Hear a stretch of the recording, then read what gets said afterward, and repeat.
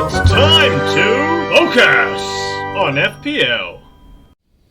What is up, guys? Welcome to FPL Focus, and this week it is a Game Week 8 questions and answers video. So I posted out on Twitter, Instagram, asking for your questions for Game Week 8, and in this video we will be answering them for you. Let's get into it. So here is our first question, and it is from the wonderful FPL SideNet podcast, fellow member of the FF Scout Academy, and he asks, should we seriously consider KDB as our second premium? Now, there's obviously going to be people in different circumstances. We'll get into KDB a little bit in a minute more stats wise. But if you're on a wild card, you absolutely could consider bringing him in as a second big hitter, as a premium, as he states.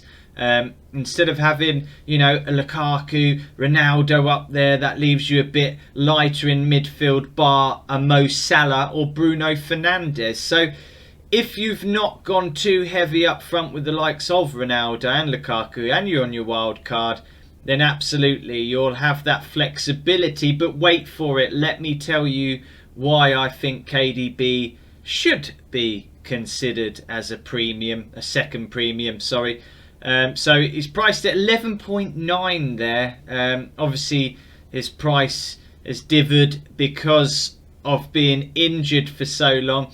He's only played the last 3 games, so I always like to think with players it takes them a couple of games to get up to speed. You've got to give him a chance, but he did bag a goal against Liverpool. Big game, so that was his 3rd game, and I'd say that's about how many games it takes to get up to full speed. He bagged a goal, so you can't really complain. If you're thinking of having a second premium instead of Bruno Fernandes, what I will say is Man United's fixtures obviously turning for the worst, and KDB fixtures now, as you can see, looking good. They're all green arrows, or in this case green lightning bolts I've got there on the screen. Burnley at home, Brighton away, Crystal Palace at home. So some great fixtures, especially when you're looking at a Man City side that always do so well and are capable of scoring so many goals. And pretty much KDB is, for the most part, protected from Pep Roulette. He's the more reliable big game player.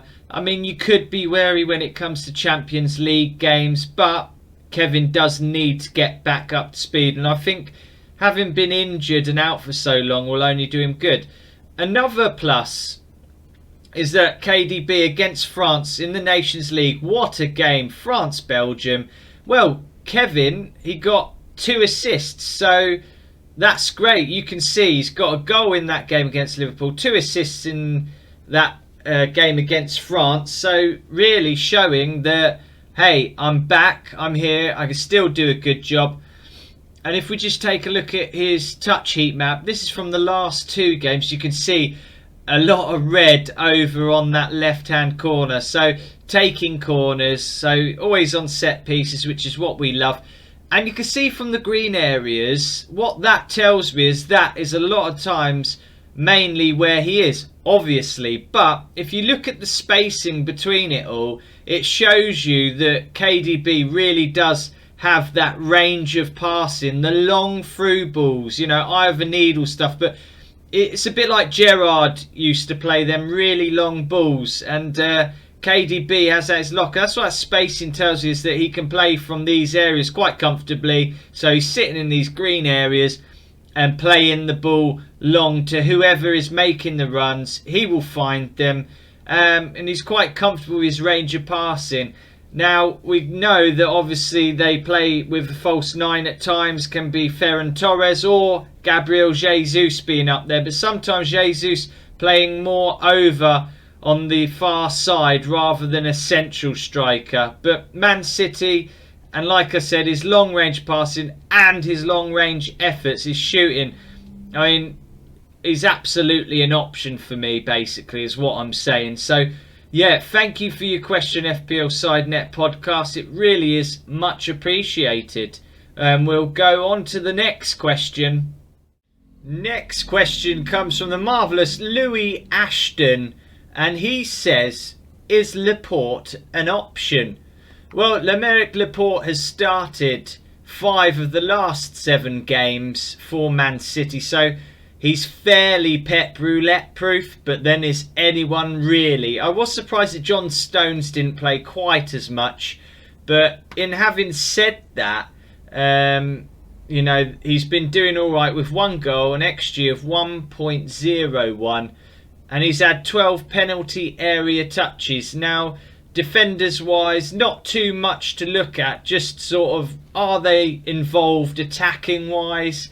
And obviously it goes the same, KDB, the fixture's same for Laporte. Obviously Man City, Burnley at home, Brighton away, Crystal Palace home. Again, some great clean sheet potential there. I would be slightly precautionate on Pep Roulette, as we always are. That is the honest truth. John Stones could be thrown back in out of nowhere. John Stones has not played any of the games this season, but for all we know, Pep could go and do that. We know what he's like. But judging from what it is, you'd think Laporte was pretty much nailed in that side now. Pep likes what he's doing. He's got the goal. He's keeping clean sheets. And then I just want to go on to say, you know, about XG. So this is Laporte's XG shots taken again from fantasyfootballscout.co.uk. And it's just basically in regards to making decisions on XG. Now, XG can be misleading. As you'll see here, this is the Arsenal game, the 86th minute. And here, this blue dot as well. The Arsenal game, the 86th minute. Now, this is the same run of play. This is 2 shots blocked from the same play. The same minute here, 86th minute.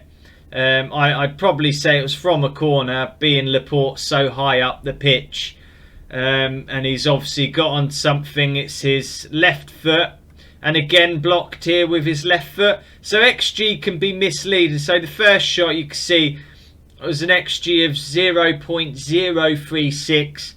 And then the next shot got an XG of 0.0732. So what that tells you is that XG can be misleading.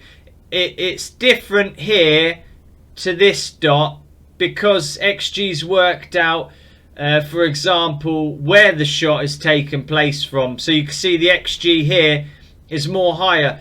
It's expected more likely to go in the goal when it's closer. The shot is taken closer. Here the XG has dropped, so it's less likely for it to go in.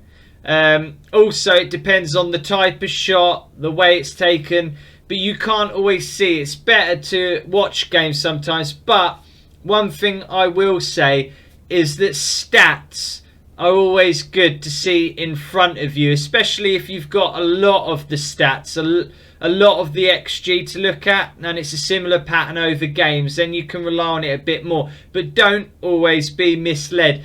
And this is a fine example, you know, same game, same set of play, 2 different examples of XG. So always expected goals, it can differ depending on where the shot's taken from, the type of chance it is. So just take that into account. But yeah, Louis, I know I've got a bit in depth there, going into XG and everything, but I hope that has helped you as well. And then our last question is from the fabulous FPL Shake and Bake. It's Brett, part of the FF Scout Academy as well. Another one. They're all flooding their questions in here. And he says, quite simply, Chilwell or Alonso? Well, it definitely is a talking point in the FPL community amongst managers at the moment.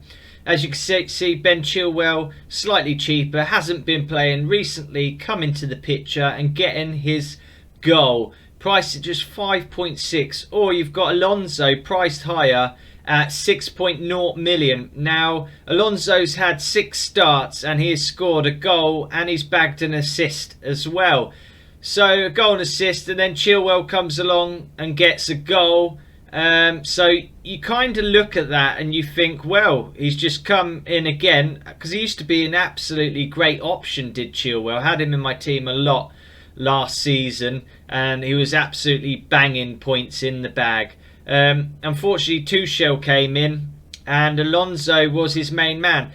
But if we look at the heat map here, which again is taken from fantasyfootballscout.co.uk, you can see Alonso's heat map where all his touches are. Now, he has played more games, so you're going to see a lot more. But if you look where Chilwell has been, Alonso tends to go more down the left, like right down, straight down there, making them runs and then crossing the ball in, which is what we see Alonso do a lot. Chilwell is more, he'll play in there happily and then he'll actually get into the box.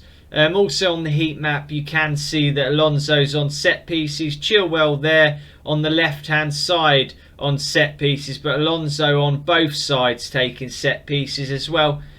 But yeah, that tells me that Alonso, you can expect a lot more involvement as in crosses and everything. Now, minutes wise, starts wise, it looks like Chilwell is being given a bit of a chance under Tuchel, and as the season progresses he's going to have to look to his bench more, and Chelsea certainly do have a strong bench to go to, which is a luxury for Tuchel. So he might want to save Alonso for more Champions League games and then start to give Chilwell more of a chance now. But Chilwell coming in, getting his goal and saying, you know, look, basically I can get you goals, Thomas, so you can rely on me just as much as you can, Alonso. But it looks like Alonso is more nailed. Obviously it depends on your budget as well, but for me I would go for Chilwell in the short term over the long term, Alonso. But keep your eye on the Champions League games. If Tuchel favours Alonso playing them, then definitely go to Chilwell now. Guys, that about wraps the video up. Question and answers a bit different. Something to keep you entertained during this international break. If you have enjoyed the video, please do hit that subscribe button and hit the like button. And thanks for watching, guys. Take care.